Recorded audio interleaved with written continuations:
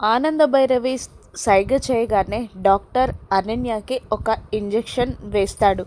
Doctor వెళ్ళిపోయినాక ఆనంద భైరవి అనన్యని బెదిరిస్తూ హారతి ప్రీతిపై పడేలా చేసింది నువ్వే అని నాకు అర్థమైంది అనగానే అనన్య షాక్ అవుతుంది. అక్కడే ఉన్న కాంచన కూడా భయపడుతుంది ఆనంద భైరవి మాటకి. అందుకే నీకు నువ్వు నీరసించి చనిపోయేలా స్లో పాయిజన్ ఎక్కించాను. ఇక నువ్వు రోజులు లెక్క పెట్టుకోవచ్చు అని ఆనంద చెప్పగానే అనన్య షాక్ అవుతుంది.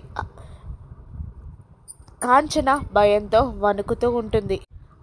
అనన్యకి వార్నింగ్ ఇచ్చిన ఆనంద వెళ్ళిపోతుంది. ఇక మెల్లిగా కిందికి వచ్చి హాల్లో కూర్చొని సోఫాలో వెనక్కి వాలుతుంది అనన్య. అప్పుడే కాంచన వచ్చి అమ్మీ అనన్య ఇకలే అని భుజం పట్టి కుదిపి లేపడానికి చెయ్యి పట్టుకుంటుంది. కానీ పక్కకి ఒరిగిపోతుంది అనన్య.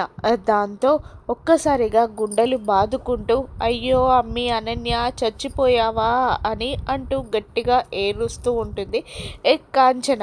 దాంతో అందరూ అక్కడికి చేరుతారు. ఏమైంది అని అందరూ విచిత్రంగా అడుగుతూ ఉండగా నా బిడ్డ అనన్య చనిపోయింది అనగానే అందరూ షాక్ అవుతారు. ఏంటి అంటూ అందరూ షాక్ అయి విచిత్రంగా కాంచన వైపు చూడగా కాంచన గుండెలు బాదుకుంటూ నా బిడ్డ అనన్య చచ్చిపోయింది అని ఏడుస్తూ ఉంటుంది.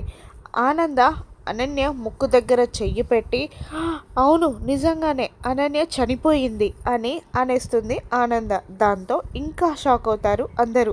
కాంచన గుండెలు బాదుకుంటూ ఏడుస్తూ ఉంటుంది. శరణ్య, రోహిత్, సౌమ్య, లీలావతి అందరూ షాకింగ్గా ఆనందని అనన్యని చూస్తూ ఉంటారు. అనన్య నిజంగానే చచ్చిపోయిందా? ఏ నిజం బయటపెట్టడానికి అనన్యని భయపెట్టింది ఆనంద? రాను ఎపిసోడ్స్లో చూద్దాం. Thank you for watching.